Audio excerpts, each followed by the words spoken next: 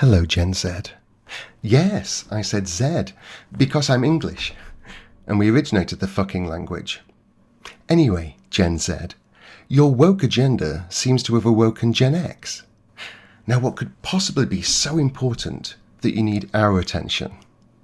And woke agenda, it seems to imply that you're the first generation to awaken to the injustices all around the world, and the rest of us, well, we did nothing, right? Wrong. It's just that you have the means to share your causes and information to a much wider audience, something we didn't have until we invented the internet. You're welcome, by the way. We were marching in protests, campaigning for human rights, and championing many causes decades before you were even born, but there was no way to record our achievements. You're welcome. We do have photographs, of course, actual physical photographs in their thousands, which you are more than welcome to come over, sit with us and go through. But as you can't watch a video for more than 2 seconds, we very much doubt you will. Our generation were raised by boomers who drank and smoked through their pregnancies, who knew nothing of mental illness, meaning that any of us who needed to be diagnosed weren't diagnosed until we'd reached middle age. As children, we would ride our bikes in the summer for miles.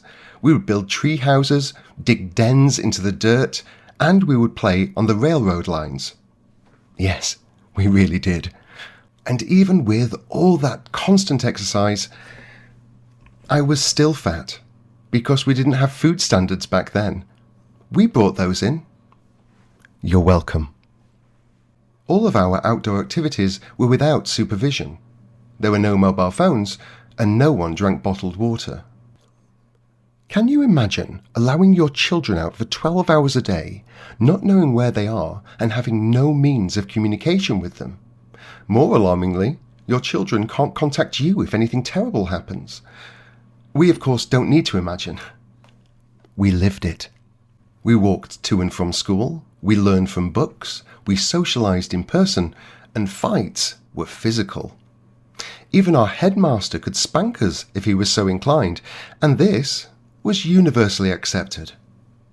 As young adults, we did everything in our power to change the world for the better, using the tools and resources we had at hand. And you know what? We did. You are living proof of that.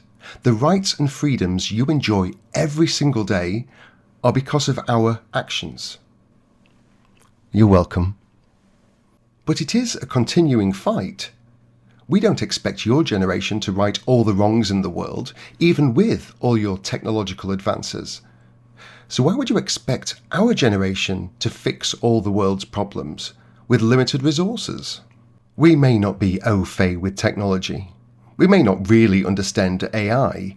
We may have green screens we still don't know how to use, and we may hate your music. But we do respect you, and everyone around you, because that's what we've always done. Perhaps you could extend us the same courtesy.